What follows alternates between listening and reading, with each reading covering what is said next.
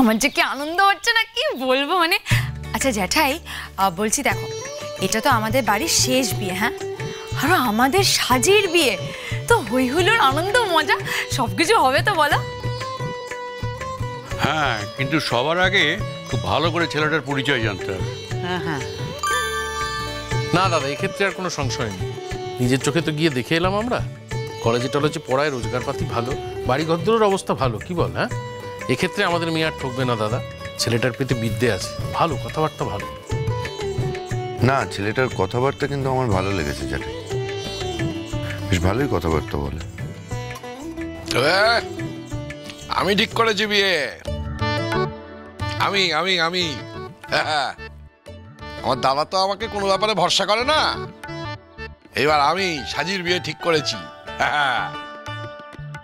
যাও, একটা মাইক নাও, মাইক নিয়ে পাড়ায় পাড়ায় ঘুরে বেরিয়ে বলো, এই কথাগুলো বলো, যাও।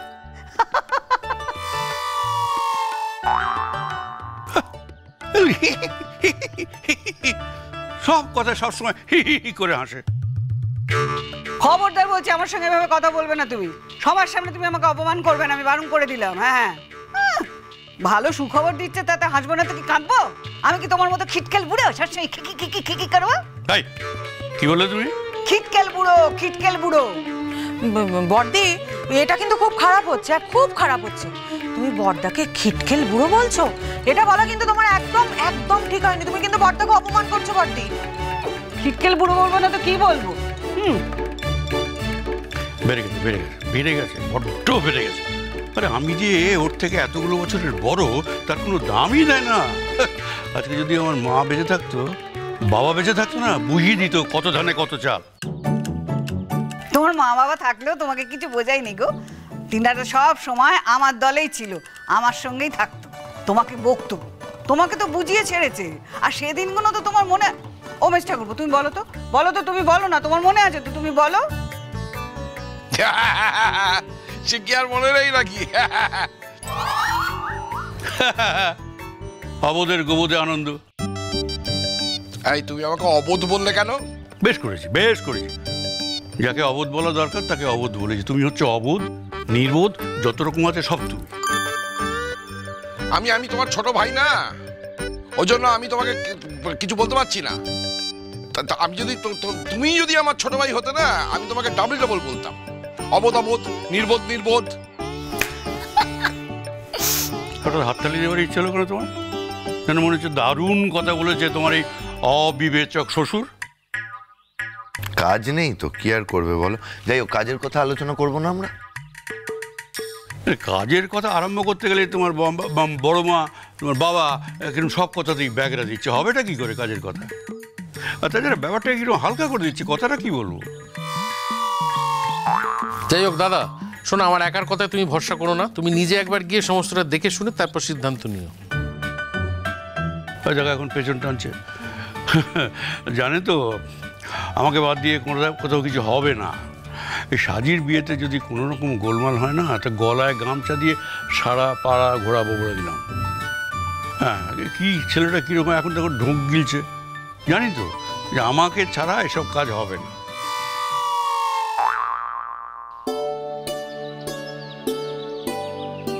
সকাল সকাল আমার বাড়ি যাওয়ার কি হলো? তা না হলে তো আপনি আসতেন না। কাল কথা যখন দিয়েছিলাম তখন। কথা তো দেননি। সব কথা কি বলে দিতে হবে? কিছু কথা বুঝেও নিতে হয়। প্রতিবাদ যখন করিনি, আসবো না যখন বলিনি, তখন ধরে নেওয়া উচিত ছিল যে আসবো। অত কিছু আমি ধরে নিতে পারবো না। কিছুই কি ধরে নিতে পারবে না? মানে বুঝতে পেরেছি, তোমাকে সব কথা ওকে বলে দিতে হবে, তাই তো? জানি না। কিছু তো জানতে হবে। সব বিষয় যদি বলো জানি না, তাহলে তো মুশকিল। কি মুশকিল শুনি? থাক, ঝগড়া করবো না, প্রমিস করেছি। তাই? What a good news. তা কার কাছে প্রমিস করলেন শুনি? নিজের কাছে। ঝগড়া করে কি লাভ বলো? না, ঝগড়াটা মন্দ নয়। বলছো? যা হচ্ছিল তার থেকে ঝগড়াটা বেটার। কি হচ্ছিল? কি হচ্ছিল আপনি জানেন না? না চল পরে ক্লাসটা হলো। এই দেখ দেখ অর্জুন আসছে আবার দোয়েল পাখির সাথে কথা বলতে বলতে। কি ব্যাপার বলতো? আরে আমিও তো বুঝতে পারছি না, তুই যেখানে তো আমিও সেখানে। চল চল অন্যদের গিয়ে খবরটা দিই, আর চল প্রিন্সিপাল স্যারকেও জানাই আগে, চল। বাই দ্য ওয়ে, একটা কথা বলার ছিল। কি কথা? জানি না এটা আবার কিভাবে ধরা হবে, কারণ আমি যাই বলি সেটা ভুলভাবে ধরা হয়, বাট তাও বলছি। তোমাকে আজকে অন্যরকম দেখতে লাগছে। Thank you. কিরকম দেখতে লাগছে? বাঘিনীর মতো? না, ওটা আবার অন্যদিন লাগে। তাহলে আজকে কিরকম লাগছে? অন্যরকম বলতে? আরে আচ্ছা, তোমার কাছে কি সব ব্যাপারে পরীক্ষা দিতে হবে? মানে কিরকম লাগছে সেটা নিয়ে এখন দরজা চলবে? আচ্ছা আচ্ছা ফাইন, আমি আমার কথা উইথড্র করছি।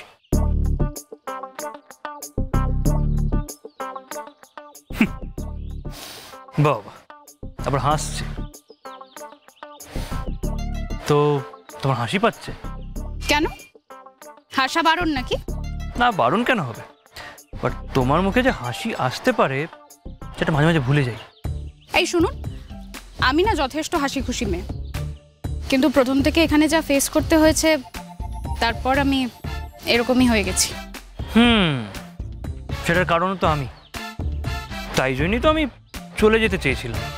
না, এখন যখন লড়াইটা করতে শিখে গেছি তখন আপনি চলে গেলে আমি লড়াইটা করতাম কার সঙ্গে? শুধু সেই জন্য? আবার কি?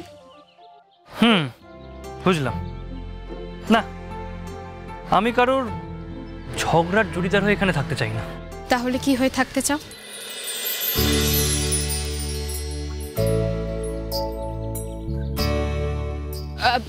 মানে কি হয়ে থাকতে চান? ভুল করে যখন ঘনিষ্ঠ ডাক্তার ডেকেই ফেলেছো, তাহলে আবার দূরে সরিয়ে দিচ্ছ কেন?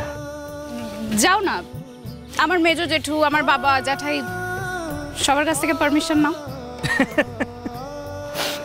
কিসের পারমিশন নেব?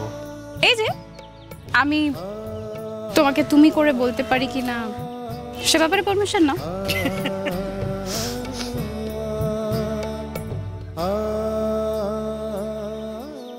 যেতে হবে না তোমায়, আমি যা দেখে এসেছি না, এমন দেখে এসেছি এর থেকে ভালো ছেলে এ বাড়িতে আসেই।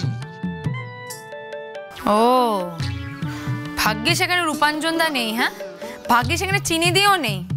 আমি বলবো, আমি চিনি দিকেও বলবো, রূপাঞ্জনদাকেও বলবো, ঠিক আছে? মানে তুমি কি বলতে চাইছো কি? আর রূপাঞ্জনদা ভালো ছেলে নয়? হ্যাঁ, বাহ বাহ বাবা, ভেরি গুড ভেরি গুড। ওই ওই দেখো, আমি কি তাই বললাম নাকি? হ্যাঁ, একসময় তুমি তাই বললে।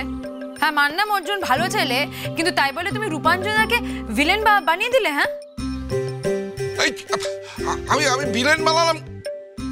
আমি কখন ভিলেন বানালাম? দাদা দেখো না কি বলছে মেয়েটা, বলছে আমি নাকি ভিলেন বানিয়ে দিয়েছি।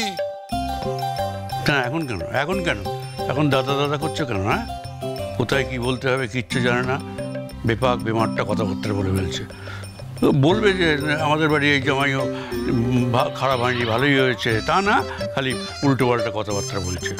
হ্যাঁ, এমন বলছে না যেন এর থেকে ভালো জামাই আর হয় না। ইডিয়েট কোথাকার। ঠিক আছে, আমায় গালাগাল দেবে না বলে রাখলাম। তুমি না, আমি একটু বেফাস কথা বলেই ফেলেছি, তার জন্য এত গালাগাল দেওয়ার কি আছে? হে কি মেজদা, এরকম বেফাস কথা বলে দিলেই হবে? হ্যাঁ, ধরুন আপনার আর একটা ভাই থাকতো, আর সেই ভাই বিয়ে করে নতুন বউ আনতো, তখন আপনি কি বলতেন? তখন বলতেন সবার থেকে সে ভালো। এরকম বেফাস কথা কিন্তু বলা একদম ঠিক নয়। এই বুড়ো কম বলেছে? হ্যাঁ, কম বলেছে? যখন শুধু বড় বৌদি ছিল তখন খালি এই বড় বৌদিকে বলতো। তুমি তো আমার কোনো কথা শোনো না। এরপর দেখবে আমি আমার মেজ বউকে নিয়ে আসবো, সে কিরকম আমার কথা শুনবে, আমাকে সেবা করবে। তারপর মেজ বউকে নিয়ে এলো, আমার জীবন একেবারে সর্বশান্ত করে দিল। তখন আমিও বলতাম দেখবে এই তোমাদের মেজ দিকে আমি পটকার বউ নিয়ে আসবো, সে আমার কথা শুনবে। তাই তো হয়েছে, তুমি এলে, আমার চাটা, আমার ওই ছোট ছোট জিনিসপত্রগুলো, সেগুলো তুমি আর আমার এই বড় বৌদি এরা দুজনে মিলে দিলে। কিন্তু মেজ বউ তো আমার জীবন শেষ করে দিল। ওকে বলে কোনোদিন কোনো সুরাহা হয়েছে? হয়নি। খুব